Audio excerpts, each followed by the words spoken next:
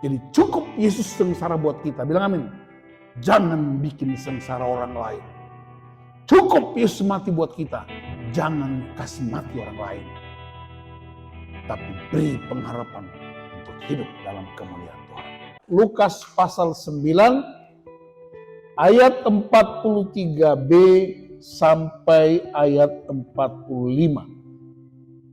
Diberikan judul oleh Lembaga Alkitab Indonesia, pemberitahuan kedua tentang penderitaan Kristus.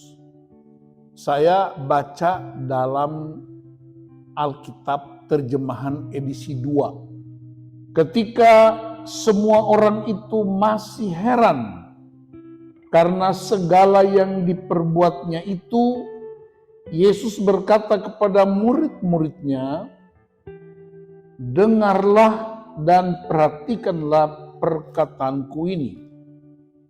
Anak manusia akan diserahkan ke dalam tangan manusia. Mereka tidak mengerti perkataan itu. Artinya tersembunyi bagi mereka, sehingga mereka tidak dapat memahaminya. Mereka takut menanyakan arti perkataan itu kepadanya." Haleluya. Amin. Ini pemberitahuan yang kedua. Berarti ada pemberitahuan yang pertama. Nanti ada yang ketiga. Yang pertama Yesus beritahu bahwa aku akan menjalani penderitaan dan mati. Dia beritahukan waktu dia bertanya kepada murid-murid, "Menurut kamu siapakah aku ini?" Lalu dia tanya Petrus, "Menurut kamu siapakah aku ini?" Petrus bilang, "Engkau adalah Mesias yang dari Allah." Lalu Yesus bilang, "Ulah meganjang ukur. Jangan bangga kali kau." Lalu Yesus bilang begini, "Jangan beritahu kepada siapapun." Lalu dia bilang, "Anak manusia akan diserahkan." Itu bagian pertama, nanti baca di Lukas 9 ayat 18 sampai 22. Itu pemberitahuan pertama. Dalam perjalanannya banyak peristiwa yang Yesus ajarkan. Kalau begitu, kalau kamu sudah mengaku begitu, ikut aku. Syaratnya pikul salib. Kan lucu ya. Mestinya kan begitu ikut kan dapat posisi, dapat tempat, dapat jabatan, dapat uang, dapat harta, dapat kesempatan untuk bisa bangun usaha. Berarti Yesus tahu murid-murid itu banyak sekali mereka punya agenda-agenda tersembunyi.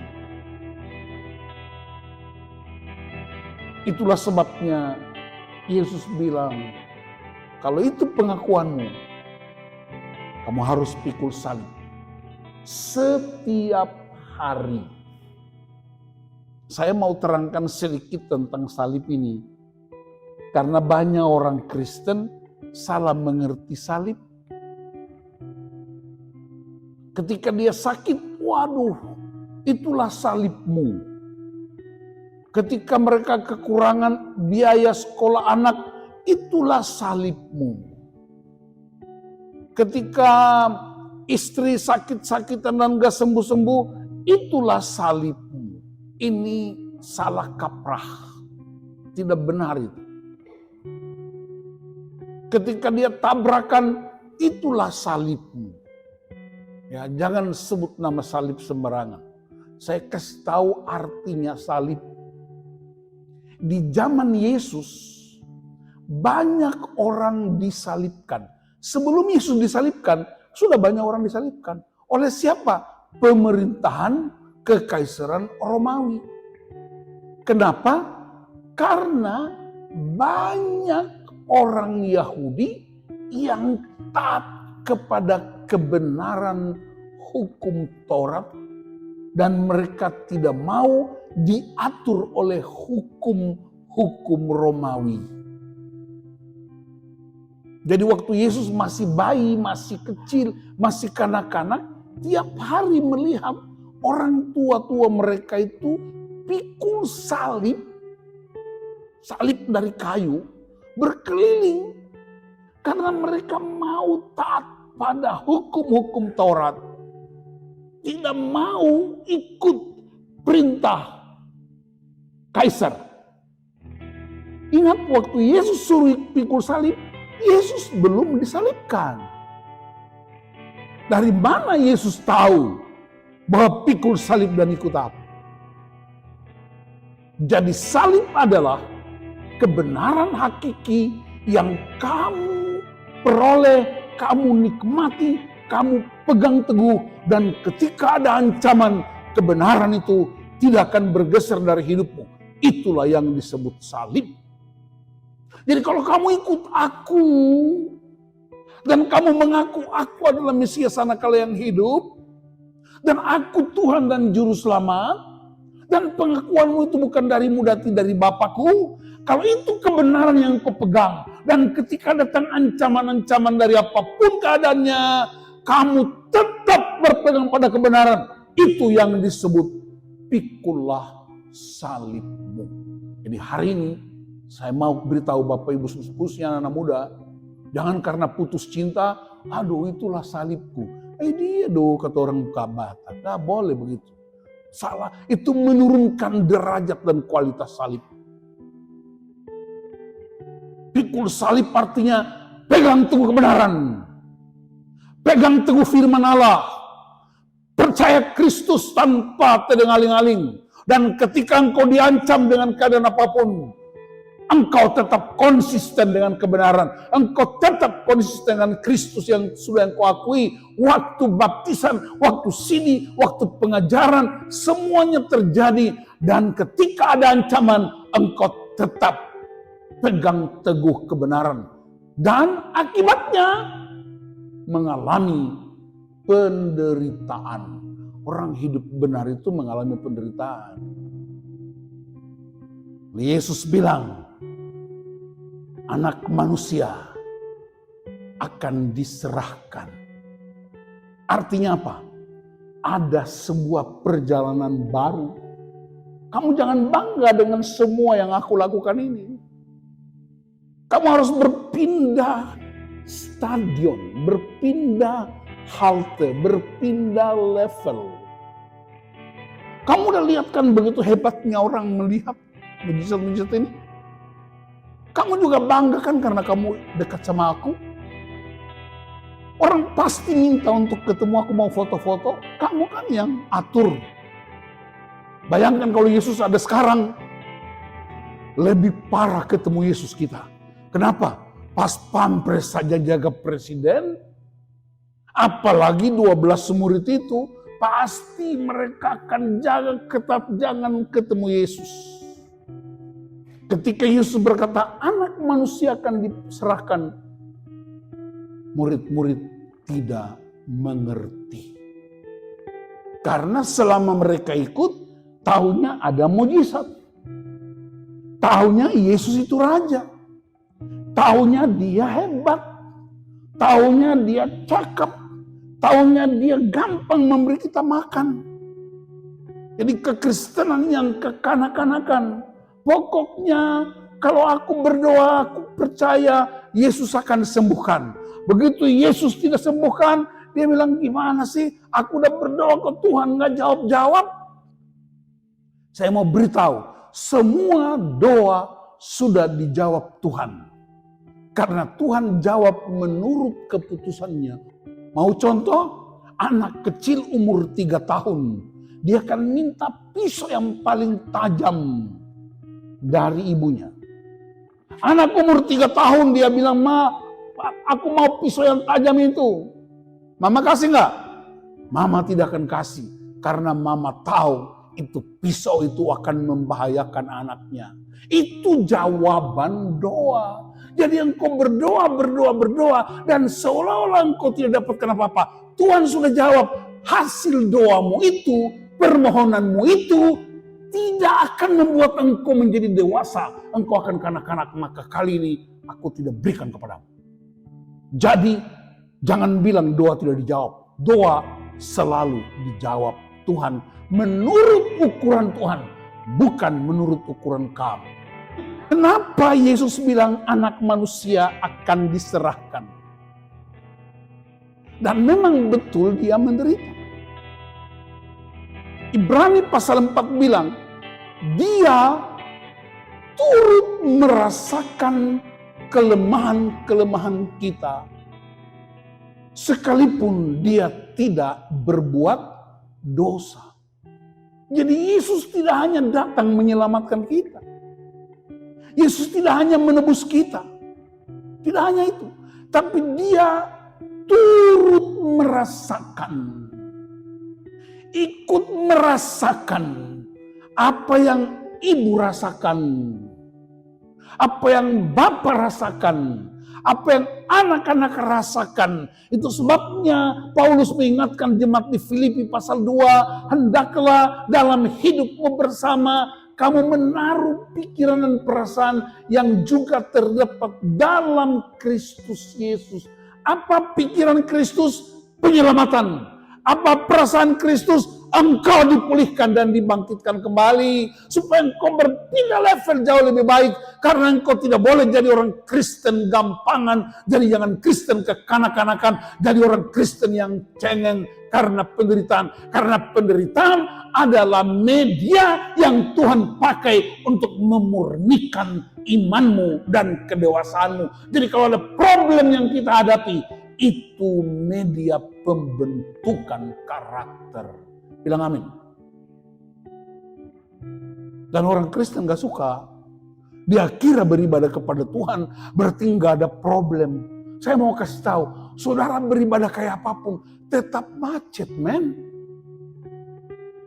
Dan doa-doa di perjalanan gak mengubah macet. Tapi berdoa di perjalanan membuat engkau berespons dengan benar. Ada apa di situ, Pak? Bapak lagi di mana? Aku sedang nonton showroom terpanjang di Indonesia. Apa itu? Di Jalan Tamrin ada macet total. Itu yang disebut respons. Daripada kau bersungut-sungut. Dari kau bilang pemerintah nggak atur penggunaan mobil. Genap ganjil juga tetap macet, men. Satu kali ada polisi orang Karo. Dia marga Sinuraya. Polisi lalu lintas. Dia hentikan seorang anak muda sedang pakai sepeda motor. Berhenti. Kenapa Pak Polisi? Mana SIM? Sempurna. STNK? Sempurna. Lampu sen kiri kanan? Sempurna. Apa namanya? Kaca spionnya? Sempurna. Pak Polisi? Semua lengkap, sempurna. Kenapa saya dihentikan? Polisi bilang, aku mau tilang. Loh kenapa? Aku nggak suka gaya kau itu. Jadi polisi mau tilang dia bukan karena pelanggaran administrasi, tapi karena standmu itu, gayamu itu. Jadi apa saudara-saudara? Persepsi manusia berbeda. Kenapa murid-murid tidak mengerti? Iya karena agendanya beda. Kita udah hidup bersama suami istri. Kita berbeda dan kita belum saling kenal. Maka ibu-ibu bilang, Papa nggak ngerti sih perasaanku. Pria-pria berkata, itu aja kau nangis mama. Kita belum saling mengerti. Pernikahan 30-40 tahun bisa salah paham. Kita belum mengerti anak-anak kita. Jadi wajar kalau murid-murid belum mengerti apa visi dan misi Kristus. Apa akibatnya? Setelah itu mereka ribut. Siapa yang sebelah kiri, siapa yang sebelah kanan, siapa yang lebih besar, siapa yang lebih kecil. Berarti apa? Ingin dapat posisi, dapat kedudukan, dapat jabatan. Itu sebabnya pemberitahuan tentang penderitaan Kristus, kematian Kristus adalah ini. Dengar, penderitaan adalah proses perjalanan menuju kemuliaan yang jauh lebih indah. Jangan ciptakan penderitaan, tidak usah. Sebab engkau pasti menderita. Kenapa? Karena dunia ini adalah dunia yang penuh dengan onak dan duri. Dunia ini tidak bersahabat dengan Tuhan. Dunia ini banyak lika-likunya.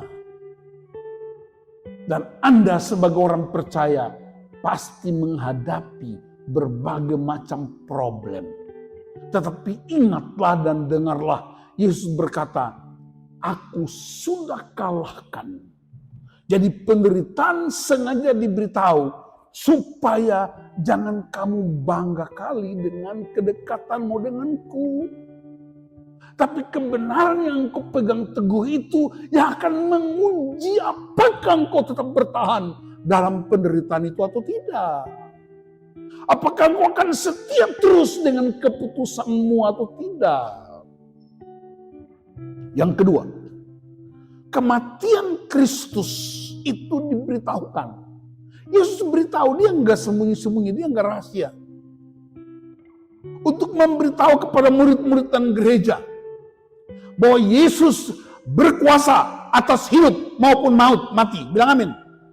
Itu sebabnya Paulus kepada jemaat di Filipi, Paulus bilang begini, bagiku hidup adalah Kristus, mati adalah keuntungan.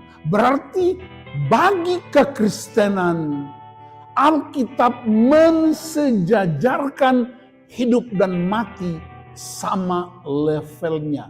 Karena dua-duanya dikuasai oleh Tuhan. Bilang amin. Bagiku hidup adalah Kristus, mati adalah keuntungan. Tapi kenapa kalau orang mati kita bersedih? Kita bukan malaikat, kita manusia yang punya darah daging, kita punya perasaan, kita punya jiwa, kita punya air mata. Jadi kesedihan itu sangat manusiawi. Tetapi engkau tidak boleh berlarut dalam kesedihanmu. Sebab pertama, aku kalahkan maut. Tetapi itu jalan utama, jalan tol menuju kekekalan Bapa di sorga. Karena itu tidak usah takut mati. Tapi jadikan kematian sebagai momentum sebelum aku mati. Sebelum aku jalani proses itu, aku mesti lakukan sesuatu. Apa itu? Beritakanlah kematian Kristus sebagai kuasa untuk membuat orang jangan takut hidup dalam kebenaran. Bilang amin. Kristus mengalahkan maut, tetapi Kristus juga memberi kehidupan. Jadi kematian Kristus itu amat utama. Supaya apa? Sadarlah maut dikalahkan. Sadarlah kematian Kristus menjadi momentum supaya kita juga harus memilih mati. Sebab tidak mungkin engkau bangkit kalau engkau tidak mati. Yang terangkat ke sorga itu cuma dua. Henok dan Elia. Henok hidup bergaul dengan Allah. Ada seorang anak kecil waktu ditanya, "Dek, kamu tahu kenapa Henok terangkat ke sorga?" Waktu dia baca kitab Kejadian. Pak Pendeta, kalau aku lihat Henok tuh jalan sama Tuhan, udah terlalu jauh dari rumahnya.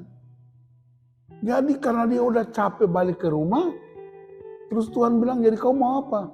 Ya aku ikut. Akhirnya Tuhan angkat dia ke sorga, karena dia udah capek balik ke rumah. Itu jawaban anak kecil yang amat sederhana. Hidup bergaul dengan Tuhan, Tuhan akan angkat engkau lebih tinggi, tinggi, dan tinggi. Bilang amin. Terus Elia kenapa terangkat? Untuk memberi kemuliaan bahwa semua pekerjaan itu diagungkan oleh Tuhan. Dia nyatakan kebenaran itu di tengah-tengah bangsa yang tegar tengkuk. Dan Elia nggak usah khawatir. Ada orang yang tidak setia, tapi masih ada yang setia. Dan engkau lihat mereka setia, sekarang engkau kembali. Dan mereka akan melanjutkan pekerjaan itu. Nah hari ini, saudara mau terangkat? Siapa yang mau terangkat ke surga sekarang? Angkat tangan. Saya tidak mau. Saya tidak mau. Saya tidak mau. Kenapa? Ini plafonnya tebal. Nanti mentok dan jatuh. Nggak usah mimpi terangkat ke surga, nggak usah. Itu bagian Tuhan. Tapi apakah saudara akan mati? Akan mati? Coba yang akan mati, angkat tangan. Yang tidak angkat tangan ini tidak mengerti bahasa Indonesia. Akan mati? Akan mati. Tetapi hari ini kita mesti mati supaya engkau jadi pemenang. Nih saya kasih tahu cara mati. Pernah saya cerita toh? Mungkin saudara udah lupa, saya cerita ulang. Atau yang belum pernah dengar. Ada lomba menyelam. Anak muda umur 20 tahun dari Permata. Dari Mamre umur 50 tahun. Dan Saitun umur 75 tahun. Mereka ikut lomba perayaan 17 Agustus. Di Danau Toba. Wasit bilang begini, siapa yang keluar pertama juara 3. Keluar kedua juara 2. Keluar terakhir juara 1. Jadi masing-masing Permata kasih semangat, Mamre kasih semangat, Zaitun kasih semangat. Begitu mereka menyelam, 10 menit kemudian Permatanya muncul. Juara berapa? 3. 15 menit kemudian Mamre muncul. Juara berapa? 2. Zaitunnya sudah 1 jam nggak muncul-muncul. Tahu apa yang terjadi? Mati. Karena 1 jam nggak muncul, ketua panitia bilang, tim SAR turun cari. Tim SAR mulai menyelam. Cari di tempat penyelaman nggak ketemu. Cari 100 meter. Dia sudah terbawa arus, bajunya nyangkut di batu karang. Dia diangkat ke atas.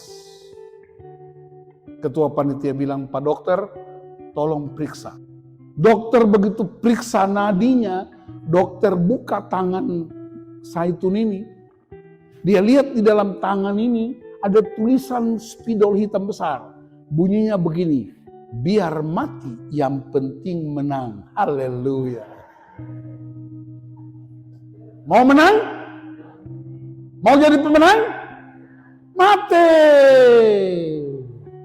Apanya yang mati? Egomu itu, kesombonganmu itu, gayamu itu, stanmu itu. Mati. Kenapa? Supaya engkau akan jadi pemenang. Mati artinya berespons dengan benar. Bapak-bapak mati waktu istri mulai kep. Diam artinya mati. Dan istri akan begitu terus sampai dia akan mati sendiri. Kan capek kalau begini terus. Amin. Kalau mama atau nande ribut terus di rumah, bapak mati artinya diam. Tapi kalau nanti penasaran, Aku marah kok dia diam aja. Nanti ambil ulakan sambal pukul kepala bapak. Bapak bikin apa? Tepuk dada dan berkata, berbahagialah pria yang dianiaya karena kebenaran. Sebab mereka lah yang mempunyai kerajaan Allah. Amin. Itu baru change of your mind. Itu yang Kristus mau. Bagaimana kalau bapak-bapak mulai marah-marah? Mama bikin apa? Terima kasih Tuhan. Sekalipun suamiku masih aneh bin ajaib, tapi dia masih tahu jalan pulang ke rumah. Papa pulang lagi masih marah-marah. Ibu buka kedua tangan dan berkata, marilah kepadaku suamiku yang letih lesu dan berat. Mama akan bikin pisang goreng dan kopi susu buat kamu. Haleluya. Saya mau tanya, kalau dua keadaan macam ini terjadi, dahsyat nggak itu rumah tangga? Itu yang disebut aku mati supaya Kristus berkuasa. Amin. Karena itu ambil keputusan hari ini. Saya mau dengar suara Tuhan. Amin. Saya mau mati atas semua agenda-agenda yang salah tentang Yesus. Saya mau lepaskan semuanya. Saya mau mati atas egoku dan keinginan dagingku. Saya mau berespons dengan benar. Supaya ketika kita merayakan kematian Kristus, sadarlah bahwa harganya itu disalib. Salib itulah tanda pengasihan Allah.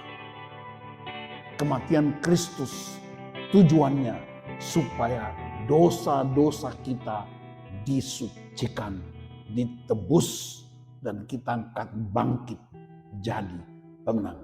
Itulah sebabnya Yesus berpesan, makanlah roti ini, minumlah dari cawan ini. Inilah tubuhku dan darahku sebagai peringatan akan kematian sampai aku datang kembali. Jadi mari jadi orang Kristen yang dewasa, berespons dengan benar dalam penderitaan macam apapun, pegang teguh kebenaran, karena kebenaran itulah salibmu. Mati atas semua yang tidak berkenan di hadapan Tuhan. Bangkit berespons dengan benar, dan engkau akan melanjutkan pekerjaan ini. Karena ketika Yesus mati dan dia bangkit, dia ingatkan murid-murid tentang peristiwa-peristiwa itu. Kemudian dia sebelum naik ke surga, dia bilang, kepadaku telah diberikan kuasa di surga dan di bumi. Karena itu, pergilah. Jadikan semua bangsa muridku. Baptiskanlah mereka dalam nama Bapa, Anak, dan Roh Kudus. Dan ajarkanlah mereka tentang segala sesuatu yang telah kusampaikan kepadamu. Dan tahu hal ini. Ketahuilah.